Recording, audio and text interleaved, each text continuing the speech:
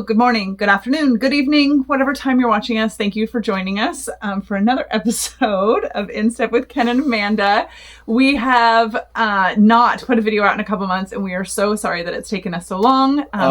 So Russ Jackson, when I wished him a happy birthday, he let me know, like, it's been a while. So they are one of the faithful people who watch our videos. We're so thankful for everybody who's kind of just stayed in touch with us. So March. You could say one of the chosen. One of the chosen. Or I should say February. So we had a January video, so we're going to talk about February, March, and April. So in March, just really quick, I attended 4 births and I started teaching classes to my clients. So I scheduled a bunch of those. So very exciting to be teaching my own classes. She's such a good teacher. Yes. And then we had told you last month that we were looking at builders for our new house. And we did narrow it down to a builder, and we are going to go with... Because you can't have 2 people build your house. No. And so it's Bright Oak Construction is going to be doing our home. Yes. Yes. David Edwards. And then I wanted to talk about the loan thing, because we've shared loan stuff with you guys so many times. So we did get qualified with a lender. And their closing costs, listen, we're trying to finance $200,000 because we're only building like an 860 square foot house. 964 square feet. 864 square feet that Amanda drew. And so they wanted $16,000 in closing costs. And I'm like, no way.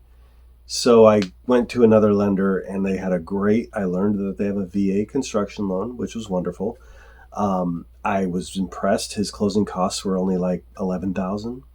And so we chose David as the builder. And so we went to go get the loan. And he didn't qualify because he's relatively new as his own business. Yes. And so he didn't meet the requirements for that lender's company as far as how many houses he's built.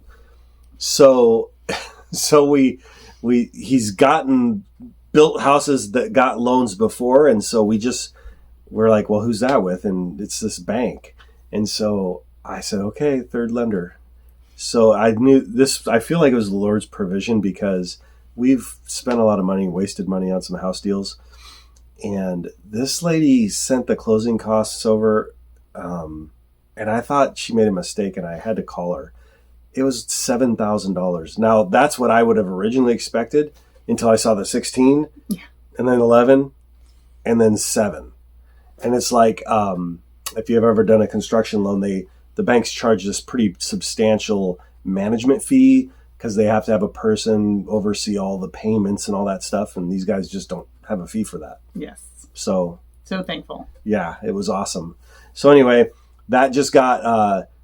one of the things we were really kind of not sure about, the only thing in the wind we weren't aware of. We got qualified, but it had to meet appraisal, and we were concerned because we are building a 1-bedroom, 1.5 bath, and then the rest of the house is like normal living room, kitchen, dining room. Maybe Amanda will upload a picture. I uploaded the sketch in January. They saw the floor plan. Or you saw it in January. Yes. So just go back to January in your memory. And so that did end up appraising. We just found out the other day. Yes. So it appraised, so we're good to go. So we're going to move forward. Ken just hopped all the way from February to April. Well, because it's one contiguous line. Perfect. So that was kind of a transition all the way through on one topic. Perfect. Instead of doing topics per month, I went with the line of topics. Perfect. All right, then move into March. What do we do in March, Ken? Happy birthday to me. Happy birthday. I had a birthday. I'm 52 now. Yes. Getting older every day. We also did our trip to Washington. Mm-hmm. Yes, that went really well. We were very excited to see all the people that we saw. It was really nice to stay up there. Shannon and Steve Wyant hosted us, which was such a blessing, and let us borrow a vehicle, which saved us some money, which was great. And then so we got to spend some really good quality time with the Wyants, and then we saw several other friends and family members while we were there, which was really good. We were very thankful. It was a very fast and very busy trip. We were blessed. We were blessed. That's right. Yes. And then for my birthday, Amanda took me to a place we tried to eat at my birthday a couple of years ago.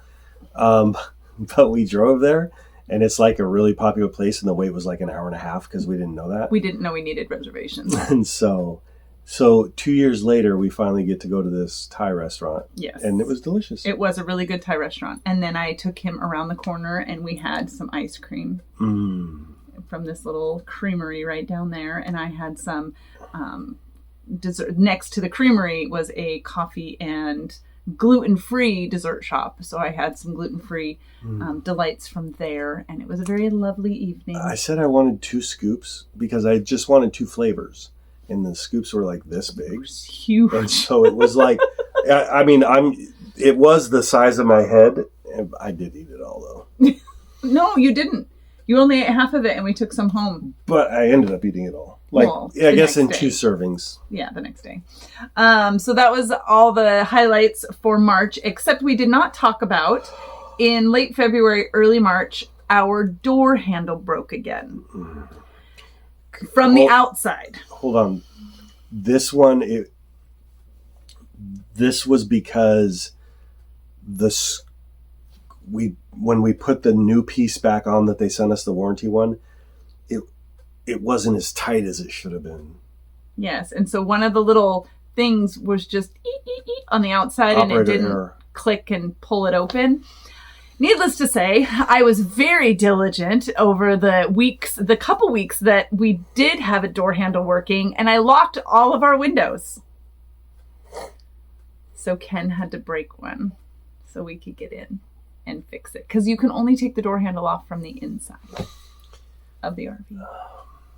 So we have it taped up with blue tape and plastic, and we will not be getting it fixed, unfortunately, until we move out of the RV, because we have to take it to someplace and they have to keep it for a couple days to fix the window. So that is right next to our dining table. So at least thankfully we're getting the house built, and then once we move out of the RV, because I literally have blue tape and visqueen over this window. Yeah. It's so ghetto. And I just don't know how, we would have to figure something out if we weren't building this house. But yeah, it'll be much easier to just wait, do this through summer, and then we'll make arrangements, because it's about, the closest place that can do it is about 2 hours away, and they want you to leave it with them for a week so that they can make a template and then make the window and then fit it in and install it. So that was an $800 mistake. I could have, in hindsight, attempted a locksmith to try to get into one of the windows without breaking one, and I didn't do that. I didn't even think about that. I know, it's very sad. But needless to say, we got the door fixed, and now the door works again. And now the windows also just stay unlocked. All of them. All of them are unlocked. Because it's okay. Yeah. If somebody really wants to get into an RV, they can get through a window. And so that leads us, now so we've got that taken care of. So now this last month, kind of catch you up on April, we celebrated our anniversary, 25 years. 25 years. Oh my gosh. So we took a little trip. We have been so busy, and with planning Rebecca's wedding in July, we've really been pinching our pennies, but we decided 25 years, it needed a little trip out of town. And so we went to Wilmington to a Thai restaurant that I saw on Instagram that looked really cool, like a really cool experience. Let's just say, not everything on Instagram is quite as great as they make it seem. Everything on the line is not as awesome as it sounds. No. It was, once you were in there, it was it could have been really cool, but they were expecting a storm, so they had all these cool bungalows out in their gardens. They had these vast little gardens, and it would have been a better experience to eat out there, but the weather, they didn't want anyone to be out there. And then it was okay. It was not bad. No, but the food was not as great as I thought it should have been. But it was fine. Yeah, so we did, after dinner, took a walk. I'll show you some pictures and video. We walked around and checked out the gardens. It was very empty out there. But it was kind of cool, just kind of a neat destination. From the outside, though, it was not what I expected. So, just very interesting. So I think because it's all not permitted, they built a big, huge metal fence around it, so you can't really see in. And so, you know how they put a big fence around junkyards? It kind of looked like that. A little bit. But it was a Thai restaurant. It was pretty funny. Yeah, and it was... a little older inside, not kept up as well. But it was nice to have one day away. We did some shopping, walked a mall. And we went to the big ship. Ooh. That was fun. The first time I set foot on a battleship or any type of ship in the Navy since I got out of the Navy. Yes. So there was a battleship in Wilmington that is a museum now, so you can go tour it. It was from... the USS North Carolina. Is that what it was? Think. I don't remember what the name of it. And it's like an old destroyer with the big, huge cannons and stuff. Yeah. So we took cool. about 2.5 hours in the morning and just walked around and checked everything out. Went in and out of all the little spaces, and it was really cool. It was really neat to go see it, and so that was fun to go walk around. And then we came home. Give Manda a little perspective of what Navy life could be like. Yeah, and I decided that I was glad that I didn't join the Navy, be in the Navy, or be on a boat. That was very claustrophobic. Let me tell you that. Some of those spaces that we crawled into, I crawled out pretty quickly. I was like, no, thank you. And then to think like, oh, there was like 18 other people in here, or men, because it was all men back then. No, thank you. Then April, what else did we do? Oh, I got to, I had a record in April. I did not attend each of these births. I attended 2 of the births. 3 mostly, or 1 that was most, and then 2 others I supported virtually and went to the hospital for a couple hours. But 5 births in 5 days, I was part of all of them in some capacity. So that's the most I've been a part of in that short of a time. So everybody decided to have their baby on the same week of April this year. And praise God, she wasn't all wrecked after that. I wasn't. I actually felt really good. I bounced back a lot faster than I anticipated. The peptides have been working. And so just very thankful for all the prayers about my health, because things are looking in a good direction. So we're very excited about that. And then I'm looking. You're looking. I kind of was behind the ball on that one. It's okay. Since we got approved for the loan, since the appraisal went through, we decided to move the RV.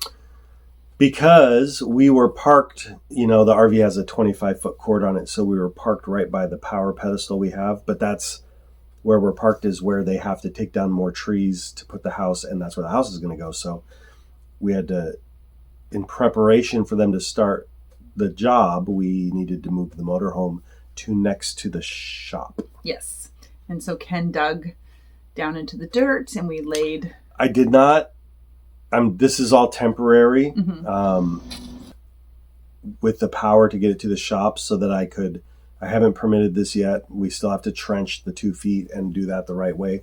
But I set it up to where we have the 100 amp service at the shop now, in preparation for just getting a trencher here maybe in a month or 2 and then figuring that out. But right now I have it set up so people can come over and be able to not wreck the power, and she'll put some pictures in there. Yes, we'll show you some pictures.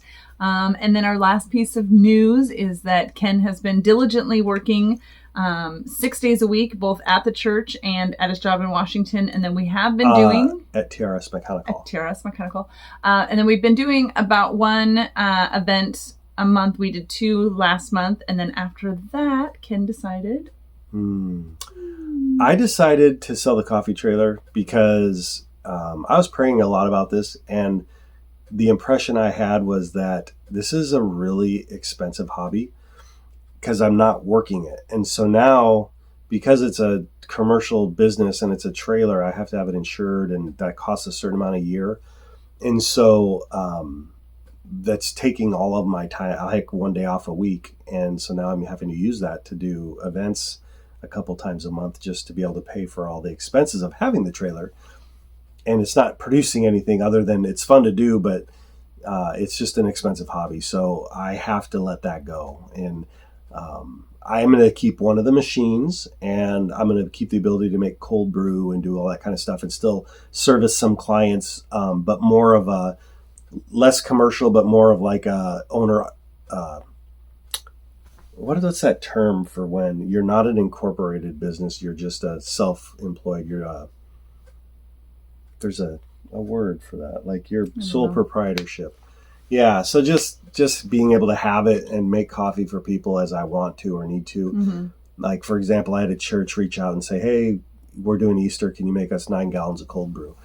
So, like, I can still do that without the coffee trailer. So now that I have power in the shop, we'll just put a fridge in there and I'll still be able to do stuff like that. So, yes. So I just listed it on Facebook Marketplace, and I'm selling my coffee trailer, and people are thumbs upping it.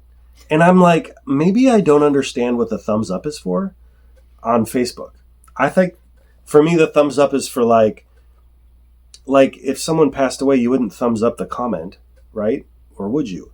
Like, that's where I'm not sure about this thumbs up thing. Mm-hmm. Is it just an acknowledgement that you read it?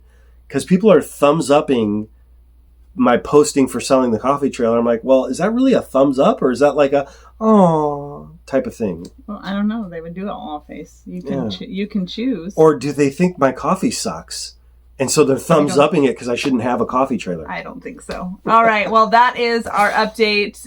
Thank you guys for sticking around and hearing all of the things from the last 3 months. That was a lot. We'll talk to you guys soon.